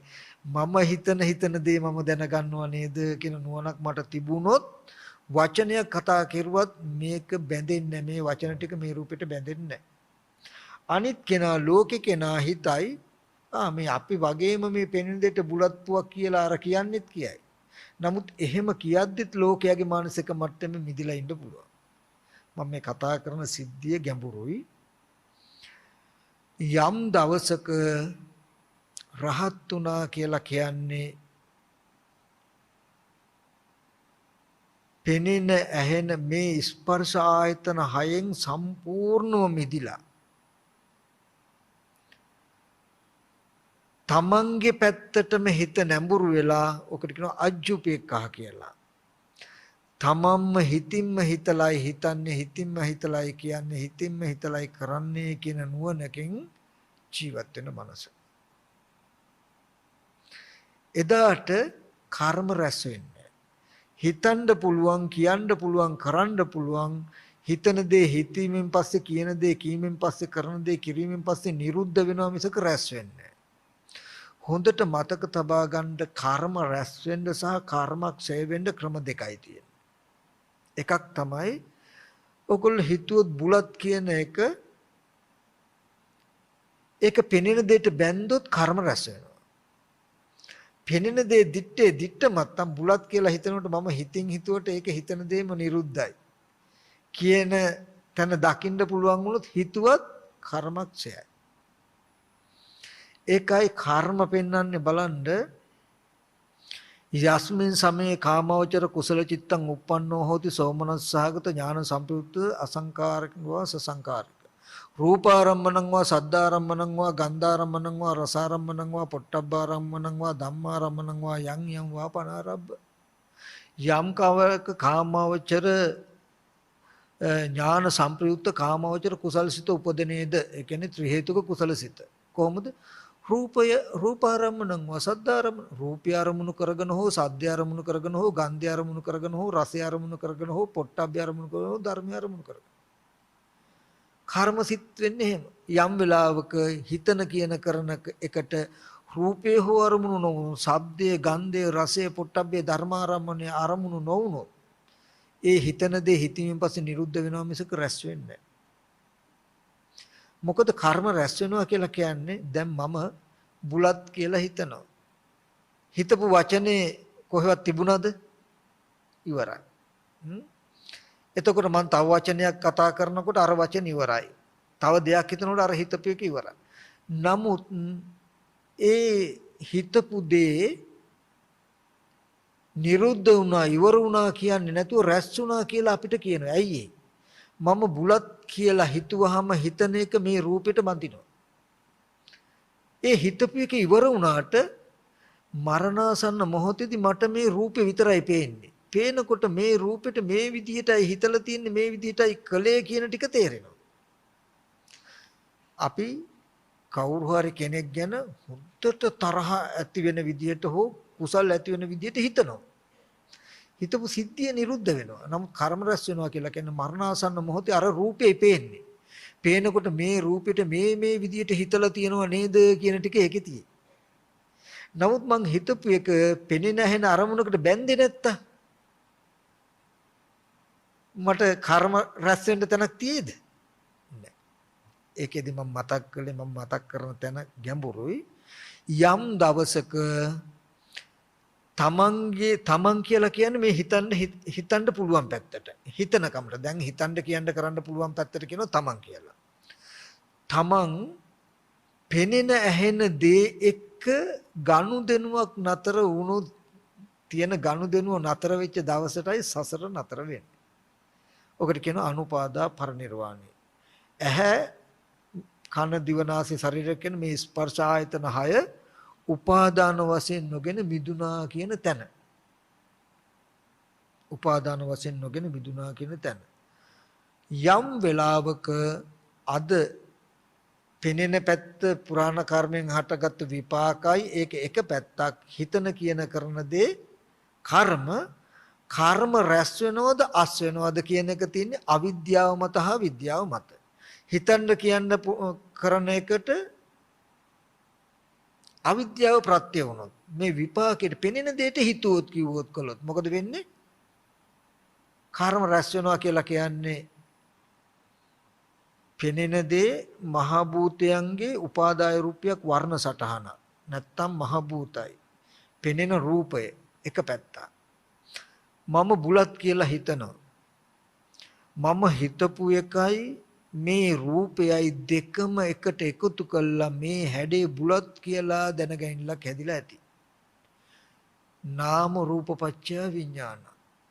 ඇහැට පිටින් තියෙන වස්තුවක් ගැන තමන්ගේ පැති දැනුමක් ඇති වෙලා.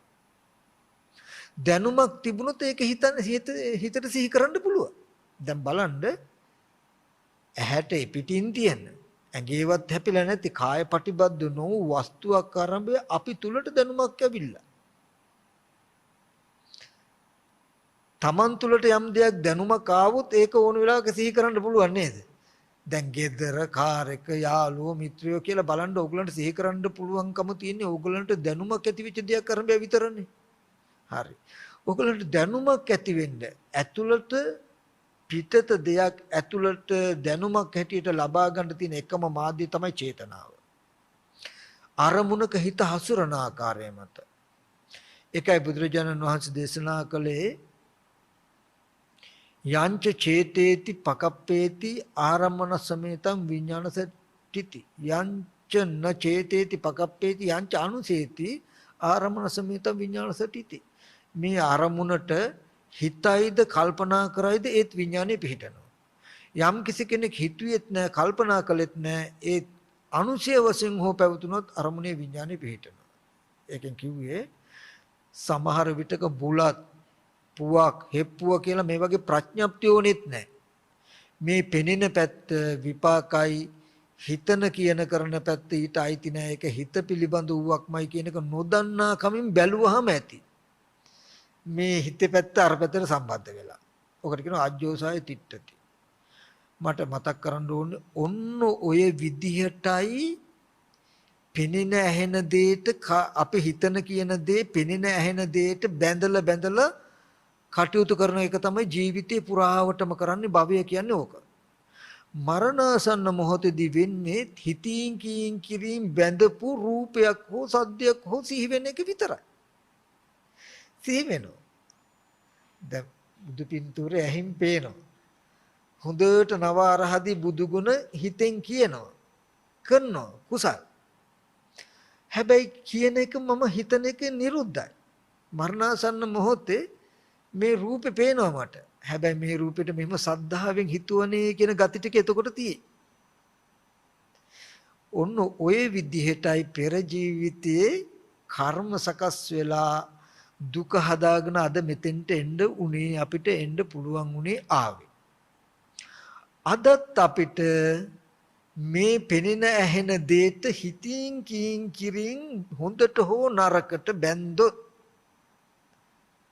කර්ම රැස් වෙනවා කියන්නේ මරණාසන්න මොහොතේ හොඳට හිතපු හෝ නරකට හිතපු ඇහින් දැකපු කනෙන් අහපු ශබ්දයක් හෝ රූපයක් හෝ ගන්ධයක් හෝ සිහි වෙයි. කර්ම නිමිත්ත හැටියට. හැබැයි සිහි වෙනකොට මේ අරමුණ අරබයා හිත හැසිරලා තින්නේ හිතලා තියෙන්නේ කියලා තියෙන කරලා තියෙන්නේ මෙහෙමයි කියන ටික ඒකේ තියෙයි. ඒට අනුව ප්‍රතිසන්දියගේ ඇති වෙලා මේ වගේම දුක හදනවා කියනක නවත්තන්න බෑ. අද අපි කර්මක්ෂය කරගන්නවා කියන්නේ නැත්තම් අනුපාදා පරිනිර්වාණය කියන්නේ ස්පර්ශ ආයතන 6 එක ආයතනයක්වත් උපාදාන කරන්නේ නැතුව චූටි දෙයක් තියෙන්නේ මේ ආයතන 6ම උපාදාන නොකරනවා කියලා කියන්නේ මනෝ විතරක ටික හකුලවා ගන්න පුළුවන් නම් හිතන කියන කරන දේ පෙනෙන ඇහෙන දෙයට බැඳෙන්නේ නැති විදියට හිතුවොත් හිතන එක හිතත් එක්කම නිරුද්ධ වෙනවා. දැන් මට ඕන දෙයක් හිතන්න පුළුවන්. දැන් මම තාරකාවක් ඉර හඳ කියලා හිතුවොත් මේ හිතන සිද්ධිය බාහිර වස්තුවකට අයිති වෙන්නේ කොහොමද බලන්න? ඒක හිතින්ම නිරුද්ධයි. ඒ වගේ මම මෙතන ඉඳන් පුවක් බුලත් මල කෝප්පේ කියලා හිතනවා. හිතන දේ එතනම නිරුද්ධයි. නමුත් අවිද්‍යාවෙන් ශනිකව අපි බාහිර රූප වලට ගැට ගහගන්න වේගෙන්. එතකොට ඉබේම බාහිර මේ විදිහේ ලෝකයක් තියෙන දේවල් හැදෙනවා අපිට. එතකොට කර්ම සකස් වෙනවා. ඉතින් අපිට හිතන කියන කරන දේවල් හිත පිළිබඳ වූයි හිතත් සමග මේ ධර්ම නිරුද්ධයි කියන නුවණ ඇති කරගන්න පුළුවන් නම් අපි ස්පර්ශ ආයතන 6ෙන්ම මිදිලා ඉන්නේ. එතකොට තමයි දිත්තේ දිත්ත මත්තන් සුතේ සුත මත්තන් මුතේ මුත මත්තන් කියලා කියන්නේ. පෙනෙන දේ ආරම්භය ඔබට යමක් හිතන්නවත් කියන්නවත් කරන්නවත් බෑ. පෙනෙන දේ පෙනීමක් පමණයි කියන නුවණ ආවොත් පෙනෙන දේ පෙනීමක් පමණයි දිත්තේ දිත්ත මත්තන් කියන නුවණ එන්නේ. ඒ ආරම්භය හිතන්නවත් කියන්නවත් කරන්නවත් බෑ. හිතන කියන කරන දේවල් නව කර්ම ඒවා හිත පිළිබඳ වූවක්මයි පෙනෙන දේ පෙනීම මාත්‍රය කියලා මේ අන්ත දෙක දෙපැත්තකට ගියොත් එදාට කර්මක්ෂයයි. මේ දැන් මම මේ මතක් කළේ ඵලයක් ගැන දර්ශනයක්. තේරෙනව නේද? හොඳට අහගන්න කියලා කිව්වේ ඔය දැන් මම ඵලයක් ගැන කතා කළේ දර්ශනයක් ගැන. ඒ කියන්නේ රහතන් වහන්සේ කියලා කිව්වේ අනුපාදා පරිනිර්වාණය කියලා කිව්වේ විද්‍යාව උපදවාගත්ත ජීවිතයක් කියලා කියන්නේ මෙන්න මෙහෙම තැනක් කියන එකයි කිව්වේ. ඕක ඕගලන්ට කරන්න බෑ කරන්න කිව්වෙත් නෑ මම. නමුත් මේ දර්ශනය මම මතක් කළේ කවදා හරි දවසක මේ සසරෙන් එතර වෙන්නේ මේ වගේ තැනකට අපේ මනස ගිය දවසටයි කියන එක. තේරෙනව නේද? දැන් ඕක තුල මොන විදිහට කරන්න පුළුවන්ද අපිට අද දවසේදී? කරන්න බෑ. මොකද පෙනෙන දේ පෙනීමක් පමණක් විතරයි. හිතනවා නම් කියනවා නම් කරනවා නම් ඒක හිත පිළිබඳ වූවක්මයි පෙනෙන දෙයට අයිති නැහැ.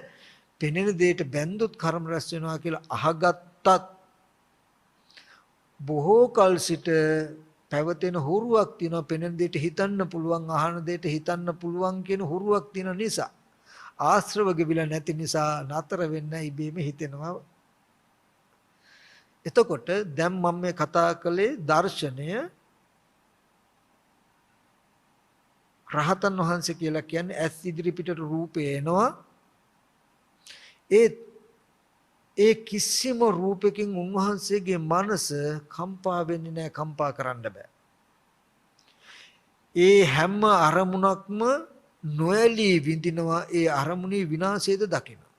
ඒක නැති වෙනකමද දකිනවා. ඒක එහෙම වෙන්නේ මේ වගේ නොඇලී ඉන්න නිසායි කියන දර්ශනය මතක් කළා. හරි.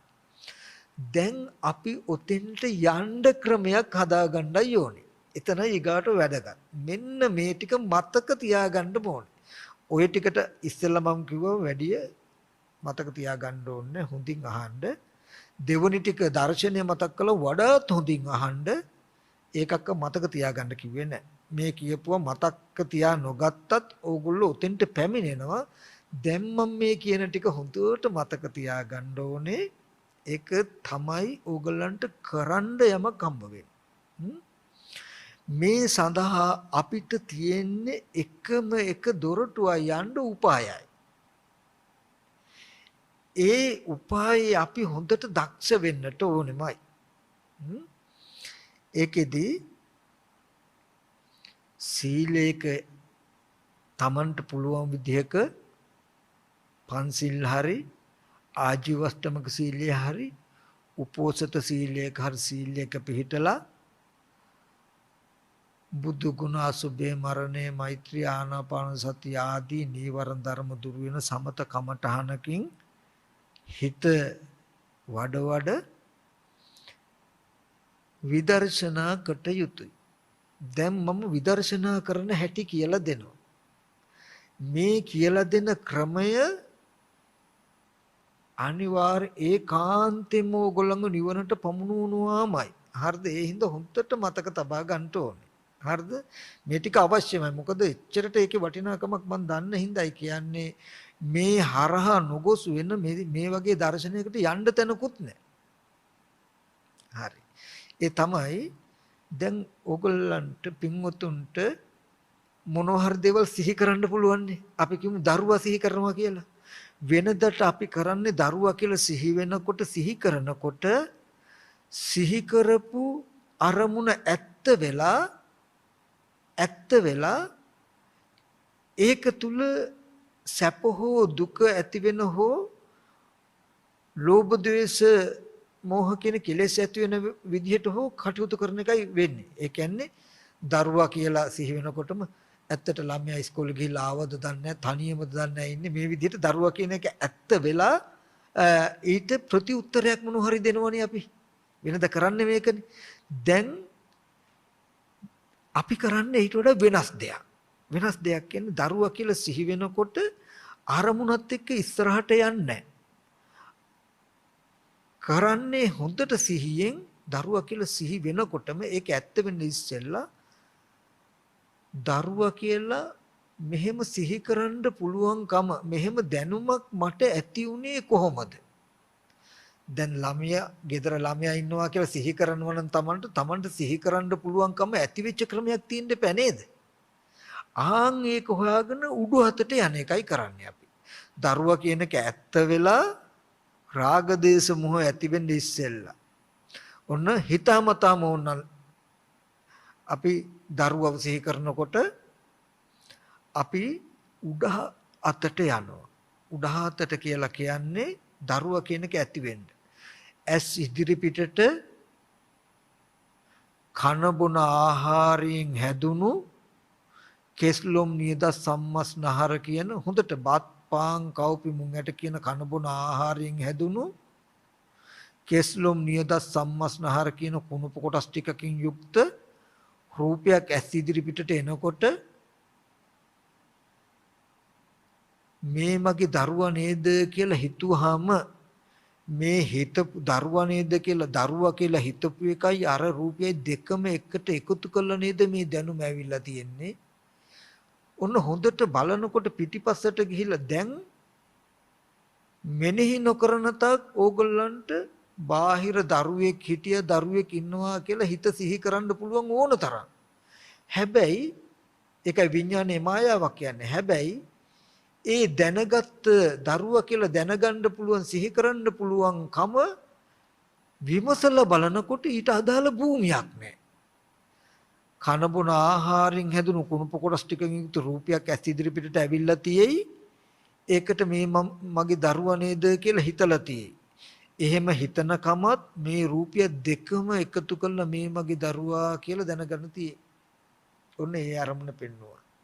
ඊට පස්සේ අපි යාළුවෙක් සමන්ත කියලා සිහි කෙරුවා කියමු. දැන් ඒ හැඩේ සමන්ත කියලා අපිට හොඳට සිහි කරගෙන වෙනදට හොඳට සැප දුක් විඳින්න පුළුවන්. නමුත් දැන් එහෙම නෙමෙයි. මේ සමන්ත කියන දැනුම මට ඇති වුණේ කොහොමද? ටිකක් වෙලා ආපස්සට ගියාම ඇස් ඉදිරි පිටට පෙනෙනවා රූපයක්. මොකද්ද? කෙස්ලොම් නියද සම්මස්නහර පඨවි කොටස්.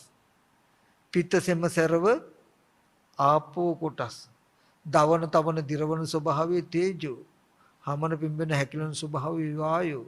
කන බොන ආහාරයෙන් හැදුණු සතර මහා ධාතු රූපයට සමන්ත කියලා හිතුවාම සමන්ත කියලා හිතපු කමත් ඒ රූපය දෙකම එකට එකතු කළා මේ දැනුම ඇති වෙලා ඒ රූපේ සමන්ත කියලා. විඥානේ නාම රූප පත්‍ය විඥාන සමන්ත කියලා දැනගැනලා ඇති වෙලා තියෙයි. දැනගැනලා ඇති වෙලා තින්නේ කොහොමද? මේ නාමයයි මේ රූපයයි මේ සමන්ත කියලා හිතපු කමයි මේ රූපය දෙක එකතු කළා මේ සමන්ත කියලා දැනගැනලා ඇති වෙලා තියෙයි. එතකොට හොඳට යනකොට දැන් එහෙම කෙනෙක් නෑ නෙමෙයි එහෙම කෙනෙක් ඉඳලාද නෑ වෙනවා.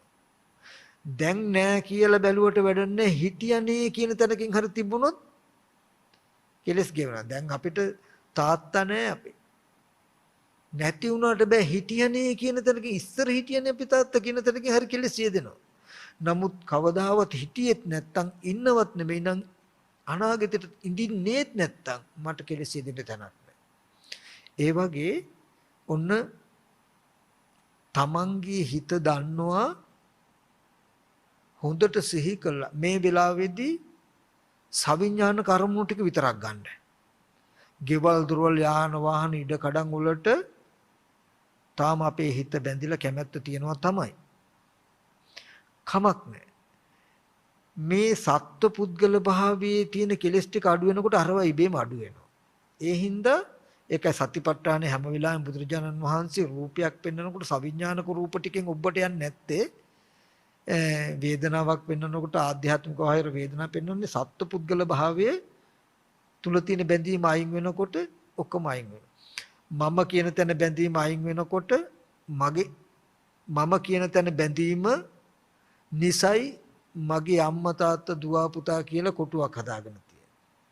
මට උපකාර පිණිස. ඒ අයටයි මටයි උපකාර පිණිස තමයි බාහිර භෞතික වස්තු තියෙන්නේ. අම්මා තාත්තා දුව පුතා සහෝදරයෝ කියන ටිකේ බැඳීම අඩු වෙනකොට වස්තුන්ගේ තියෙන බැඳීම අඩු වෙනවා. මම කියන තැනක තියෙන බැඳීම අඩු වෙනකොට අනිත් දේවල් වල තියෙන එකත් අඩු වෙනවා. ওই විදිහටම මම කියලා අපිට සිහි කරන්න පුළුවන් නම් ඒ පැත්තට හිත යොමු කළ මේ රූපයත් කන බොන බත් පාන් කව්පෙ මුංගට කියන කන බොන ආහාරයෙන් හැදුණු කෙස් ලොම් නිය දත් හම්මස් මේ වගේ කුණුප කොටස් ටිකක් තියෙන රූපේට මම කියලා හිත හැසිරෙව්වහම මම කියලා හිත හසුරපු කමත් මේ රූපය දෙකම නිසා මේ රූපය මම කියලා දැනගැනලා ඇති වෙලා නේද? ඔන්න මම මේ රූපය මම කියන දැනගැනලා ඇති උනේ මෙහෙමයි කියලා හොඳට පෙන්නනවා. ටික ටික පෙන්නකොට පෙන්නන්න මම කියලා කෙනෙක් ඉන්නවමයි කියලා රූපේ තුල තියෙන අවිද්‍යාව ගෙවෙනවා. මේ රූප අම්මමයි මේ රූප දරුවමයි මේ රූප යාළුවමයි කියන එක ගෙවෙනවා. දැනුමක් මංගාව තියෙනවා. දැනගැනිල්ලක් තියෙනවා. හැබැයි දැනගැනිල්ල ඇති වෙලා තියෙන්නේ මෙහෙමයි. මේ නාමයයි මේ රූපයයි නාම රූප දෙක ප්‍රත්‍යනුයි කියන එක බලන්න. එතකොට ඒකත් කරන්න ඕනේ මෙහෙම අපි කියමු ආනාපාන සති කමඨහන හෝ අසුභය හෝ මරණය හෝ කුමන හෝ කමඨහනකින් හිතේ කතා කරන gati අඩු වෙන විදිහට හිතේ විසිරුණුකම අඩු වෙන විදිහට කමඨහනක් වඩනවා. අපි කියමු ආනාපාන සති භාවනාව කරන හොඳට ටිකක් කළා හිතා මතාම නතර කළා ඕගොල්ලන්ට දැනෙනවනේ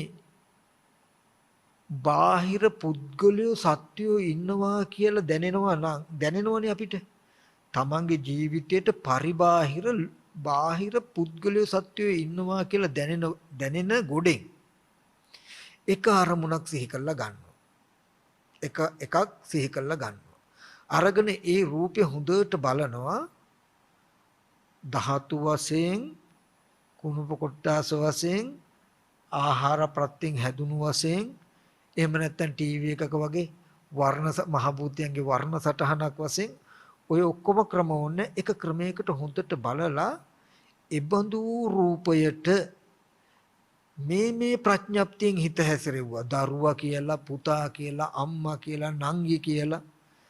මොකද හොඳට මතක තියාගන්න ඕනේ හිත හසුරන ආකාරය මත කෙලෙස් ඇති වෙන්නේ. අපි කියමු තරුණ ගැහණු ළමයෙක් ඉන්නවා. අපි මේ මගේ නංගි කියලා හිත හසුරවනවා. කිසිම රාගාදී අරමුණක් එන්නේ නැහැ. මේ මගේ අක්කා කියලා හිත හසුරවනවා. පෙනෙන සිද්ධිය. නමුත් අපි වෙනත් විදිහකට ගැහණු ළමයෙක් හෝ කියලා ගත්තොත් හිත හැසිරෙව්වොත් අපිට කෙලෙස් ඇති වෙන්න පුළුවන්. ඒ වගේ අරමුණක පෙනීම මත නෙමෙයි හිත හසුරන ආකාරය මත කෙලෙස් ඇති වෙනවද නැද්ද කියන එක තියෙන්නේ. නේද? එතකොට ඒකයි මෙතන ප්‍රඥප්තිය වටින්නේ. අපි ඇස් ඉදිරි පිටට ආපු රූපය හොඳට පෙන්නලා ඒ රූපයට මෙන්න මේ විදිහට හිතුවා. මේ විදිහට කැමැත්තෙනුත් හිතුවා. ඊගාට විඥානයේ පිහිටන්ඩ ප්‍රඥප්තිය ඕනේ. මේ පේන අරමුණ හරි වටිනවනේ කියලා හිතුවාම මේ වටිනාකමයි මේ රූපයයි දෙක එකට එකතු කරලා වටිනා රූපයක් කියලා වටිනවා කියලා දැනගන්නවා. ඔයගලන්ට වටිනා වස්තු හම්බෙලා තින්නෙත් එහෙම. ඇස් ඉදිරි පිටට රූපයක් එනවා. මේවට තමයි රත්තරන් කියන්නේ. මේක නම් පවුම් 5ක් විතර බරයි. පවුමක් දැන් රුපියල් 60000ක් වත් වෙයි. හිතින් ගණන් බලනවා මේකට. ඊට පස්සේ මේ හිතපු වටිනාකමට හිතපු gati ටිකත් අර රූපය දෙකම එකතු කරලා ඕගලන්ට දැනගැනිල්ලක් ඇති වෙයි මෙච්චර වටිනා වස්තුවක්. බාහිර තියෙන දේ ආරම්භය ගොඩාක් වටිනවා කියලා දැනුමක් ඇවිල්ලා. කොහොමද එච්චර වටිනා දැනුමක් ආවේ? තරාදියකට දාලා තරාදිය ගිල්ලද අපි? එහෙම යවිලා තියෙන්නේ. එතකොට මේ ආයතන හයේ නොයල්ලි මිදෙන්න තියෙන එකම උපායෝක. දැනුමක් ආවහම දැනුම ඇත්ත කරගන්න නැතුව ආපස්සට යනවා. ඊට පස්සේ ඒකද කරන්නේ සවිඥානික අරමුණු වල අද අපිට මෙහෙම ඉන්නකොට ඉඳගෙන හිටගෙන නිදාගෙන ඇවිදින හතර ඉරියව්වේ ඉන්නකොට බාහිර ලෝකෙ පැත්තේ සත්ව පුද්ගල භාවයට තව අය ඉන්නවා කියලා දැනෙන දැනුමක් තියෙනවනේ, දැනුම් කොටුවක් තියෙනවනේ. ඒකෙන් එකක් දෙකක් උදුරලා ගත්තා. රූපය හොඳට බැලුවා. ඒ බඳු රූපයට මේ ප්‍රඥප්තියෙන් හිත හැසිරෙව්වා. එතකොට ඒ රූපය ඇස් ඉදිරි පිට තියාගෙන මේක නම් මා හොඳ නැති කෙනෙක් මෙහෙම දේවල් කළා තිනවා කියලා ද්වේෂ සහගතව හැසිරුවාම ඒ හිත හසුරපු කමයි අර පෙනෙන දේ එකට එකතු කරලා නරක කෙනෙක් කියලා දැනුමක් ඇවිල්ලා ඇති. හැම වෙලාවෙම පෙනෙන වස්තුව පෙනෙන පැත්තේ හොඳ කෙනෙක් හෝ නරක කෙනෙක් ඇති උනේ හොඳට හිතන දේ ඒකට බැඳපු, නරකට හිතන දේ ඒකට බැඳපු, වටිනාකමට හිතපු දේ ඒකට බැඳපු, රාග ස්වභාවයට හිතපු දේ ඒකට බැඳපු ආකාරය මතයි. තේරෙනව නේද? අන්න මේ විඥානේ දැන් අපිට හොඳ අය සිහි කරන්න පුළුවන්, නරක අය සිහි කරන්න පුළුවන්. වටිනා දේ සිහි කරන්න පුළුවන්, නොවටිනා දේ සිහි කරන්න පුළුවන්. හැබැයි හොඳට සිහි කරන්න, නරකට සිහි කරන්න, වටිනාකමට නොවටිනාකමට සිහි කරන්න පුළුවන්කම හැදුනේ කොහොමද කියලා පෙන්වුවේ නැත්තම් අපි හිතන්නේ ඇත්තටම හොඳ දේවල් තියෙනවා, නරක දේවල් තියෙනවා, හොඳ අය ඉන්නවා, නරක අය ඉන්නවා කියලාමයි හිතෙන්නේ අපිට. මම කියන එක තේරෙනවද දන්නේ? දැන් අපිට ලෝකෙ දිහා බැලුවහම ඕගොල්ලන්ට තේරෙන්න ඕනේ මනසට හොඳ මිනිස්සු ඉන්නවා, නරක මිනිස්සු ඉන්නවා, හොඳ දේවල් තියෙනවා, නරක දේවල් තියෙනවා, වටිනා දේවල් තියෙනවා, නොවටිනා දේවල් තියෙනවා කියලා දැනුමක් තියෙනවානේ. හරි. දැන් ඒ දැනුම තමයි විඥානය අපේ. දැන් අපි දන්නවා අපිට මෙහෙම දැනුමක් ඇති උනේ කොහොමද කියලා. ඒ තමයි එතකොට එහෙම හොයාගෙන යනකොට අපිට හම්බ වෙනවා මොකද්ද? ඇස් ඉදිරි පිටට වස්තු තියාගෙන හිත හසුරන ආකාරයට ඒ වස්තුව ඒ හිතේ හැසිරීමෙන් දැනගෙන කියන උත්තරේ එනකොට ඉබේම හිත හසුරන ආකාරයට දැනගෙන මිසක වටිනා හෝ නොවටිනා හෝ හොඳ හෝ නරක හෝ රූපවල තිබෙලා නැහැ. ඒක මෙහෙමුනේ මෙහෙමයි කියන උත්තරයක් එයි. ඒකම ඔබට එහා පැත්තට බාහිර ආයතනයට නොයන්න දිත්තේ දිත්තමතන් කරන තැනට ඔබව ඉබේ નિરાයාසයෙන් අරගෙන යයි. මම මේ කියන ටික ගොඩාක් වටින දෙයක් ඔබට තේරෙනවා නම් එතකොට මේ විදිහට අරමුණු කීපයක් හිතනවා. හිතනකොට ඔබේ සමාධි ගතිය අඩුයි. ආයෙත් හිතනකම නතර කළා ආයෙත් සති නිමිත්තට හොඳට හිත තියලා ආනාපාන සතිය හෝ මෛත්‍රී භාවනා හෝ සමතකමටන ආයෙත් ටිකක් වඩනවා. ටිකක් වඩලා ආයෙත් නතර කරනවා. නතර කළා ආපහු බාහිර සත්පුද්ගල භාවයට තියෙන අරමුණු එහෙම නැත්නම් හොඳට නරකට තියෙන අරමුණුනත් කමන්නේ. සවිඥා හිතනවා. හිතලා ආයෙත් වඩනවා. උපමාවක් කම්මල් කරුවේ යකඩයක් අරගෙන ගිනි ගොඩට දාලා මයින්හම ඇදලා හොද්දට ලාඹදල්ලේ පාට රත් වෙන්න රත් කළා ගිනියම් කළා අඬුවෙන් අල්ලලා කිනිහිරි උඩ තියලා පාරවල් 2යි 3යි ගහන්නේ නිවෙනවා. ඒට යහත් ගැහුව හැකි. ගැහුවට ගහන තරමට යකඩ දැලෙන්නේ මහන්සිය විතරයි. එයා මොකද කරන්නේ ආපහු අරගෙන ආයෙත් කෝවේ දාලා රත් කරනවා. රත් කළා හොඳට තිවුර වුණාම ආයෙත් කිනිහිර උඩ තියලා පාරවල් 2 3ක් ගහනකොට නිවෙනවා. ඒ වගේ ආනාපාන සති කමඨහන හොඳට නැත්නම් සමත කමඨහන හොඳට හිත වැඩුවම නීවරණ ධර්ම අඩුයි. අන්න ආයුධේ යකඩ කැල්ල ගිනිහන් වුණා වගේ ඔන්න අරමුණක් දෙකක් පුද්ගල භාවයට වටිනාකමට තියනවා කියලා බාහිර තියනවා කියලා දැනෙන අරමුණක් දෙකක් විදර්ශනා කරනවා.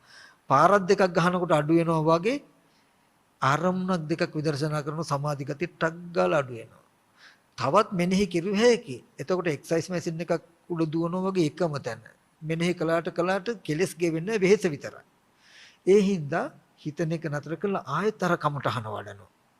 කමටහන වැඩුවම දැන් ආයෙත් කෝවේ දාලා ටික රත් කරනවා වගේ ආයෙත් පාරවල් දෙකක් තුනක් ගහන්න පුළුවන්. ආයෙත් පුද්ගල භාවයට වටිනාකමට බාහිර තියනවා කියලා දැනෙන දේවල් මෙනෙහි කළා ආපසට යනවා. මෙහෙම දැනුමක් ඇති උනේ කොහොමද කියන එකකින් ගිහිල්ලා අර විදිහට මෙනෙහි කරනවා. මෙනෙහි කළා ආයෙත් නතර කළා ආයෙත් හිත වඩනවා. මේ වගේ සමත විදර්ශනා යුගනද්දව. සමත කමඨාන හිත වඩනවා නුවණින් මෙනෙහි කරනවා. නුවණින් මෙනෙහි කර කර හිත වඩනවා. මේ විදිහට කරනකොට ඕගොල්ලන්ගේ සමාධියත් එන්නෙන් තීව්‍ර වෙනවා නීවරණ ධර්මයන්ගෙන් තොර. ඒ වගේම මේ ලෝකෙ කිසිවකත් නොයැලෙන නොගැටෙන මනසක් ඕගොල්ලන්ට ඉබේම හැදෙනවා. ටිකක් දුර යනකොට ඕගොල්ලෝ දන්නවා ඉබේම එක තැනකට එනවා. බාහිර ස්පර්ශ ආයතන හය ශුන්්‍යතාවයක්මයි තිබිලා තියෙන්නේ. සත්ත්ව පුද්ගල ආත්ම භාවයෙන් තොරයි. රන් රිදී මුතුමැණික් ආදී වටිනා දේවත් ඒ වගේම නරක ජරා නොවටිනා දේවත් ඒ තුල තිබිලා නැහැ. පෙනෙන ඇහෙන දේට වටිනා නොවටිනා කමින් බලපු චේතනා ගැට ගහපු කම නිසාමයි මේ බඳු දැනුමක් ඇති වෙලා තියෙන්නේ කියලා ලෝකයේ ඇති වෙච්ච හැටි ඕගලන්ට තේරෙයි. ඒ කියන්නේ ලෝකය කියලා කියන්නේ අද ඔබට හොඳ මිනිස්සු නරක මිනිස්සු හොඳ දේවල් නරක දේවල් බොහෝ වටිනා දේ බොහෝ නොවටිනා දේ ඇති බවට හම්බ වෙනවා. ඔබේ මනසට තේරෙනවා බාහිර මෙහෙම දේවල් මෙහෙමයි ඉන්නවා කියලා. ඔක ලෝකේ. ඔය ලෝක සමුදය ඔය ලෝකයේ ඇති වෙච්ච හැටි ඔබට පෙනෙයි. විඥාන නාම රූප සලආයතන පස්ස වේදනා කියලා කියන්නේ පෙනෙන දේ ඇස් ඉදිරි පිටට මෙහෙම පෙනෙන දෙයක් ආවා. තණ්හා උපාදාන කියන එකෙන් කිව්වේ හොඳ විදිහට නරක විදිහට කැමැත්ත ඇති වෙන විදිහට අකමැත්ත ඇති වෙන විදිහට පුද්ගල භාවය ඇති වෙන විදිහට ඒකට හිත හැසිරෙව්වා.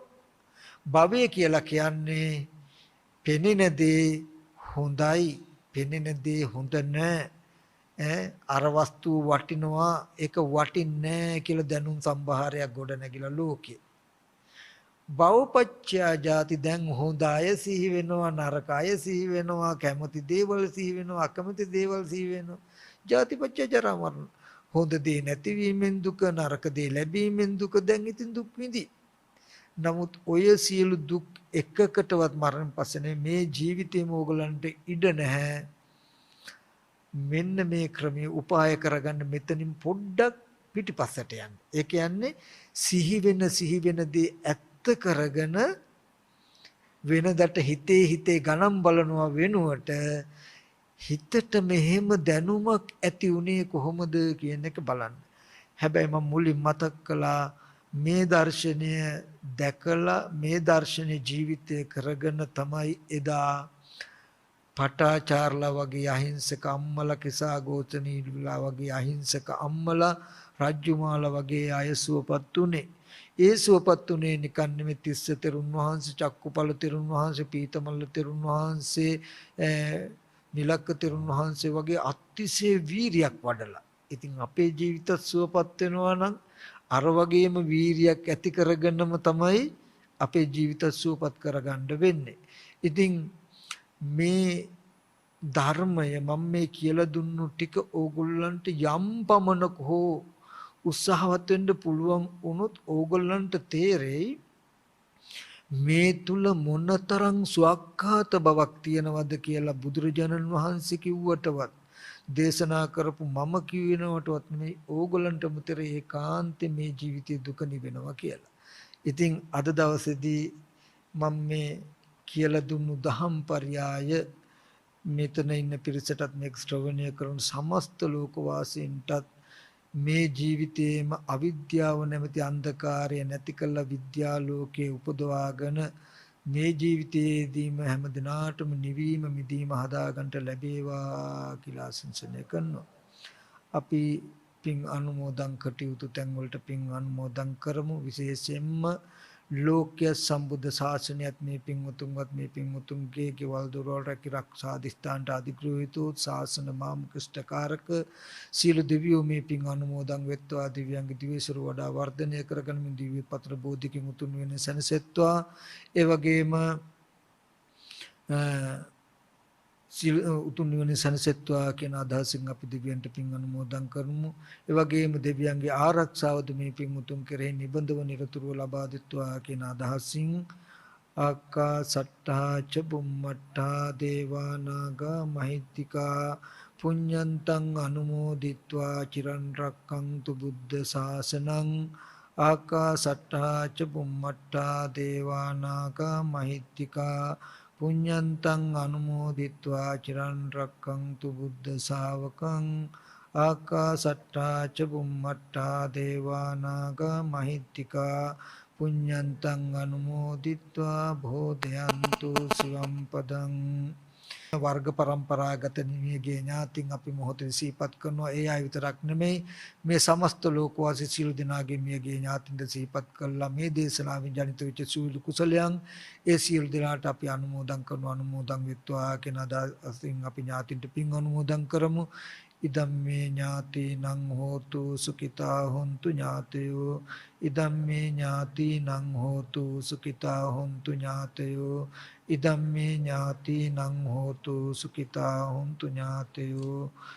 මේ සමස්ත සියලුම දිනාටත් මේ පින් අනුමෝදන් කරනවා. අනුමෝදන් වෙත්වා නිදුක් නිරෝගී සුවපත් භාවයේ චිරජීවනයේ ඇතිවීමෙන් ප්‍රාර්ථනීය බෝධිකින් උතුම් නිවන සැනසෙන්ට මේ සියලු කුසල් හැම දිනාටම උතුම් නිවන් පිණිස පාරමී වේවා කියලා අපි ආශිර්වාද කරනවා.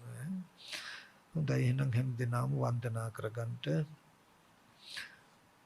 විවාදන සීලිස්ස නිච්ඡං වද්දාපචායනෝ චත්තාරෝ ධම්මා වඩ්ඩಂತಿ ආයුවන්නෝ සුඛං බලං ආයුරාෝග්‍ය සම්පatti සග්ග සම්පatti මේව චාතෝ නිබ්බාන සම්පatti මිනාති සමිච්ඡති.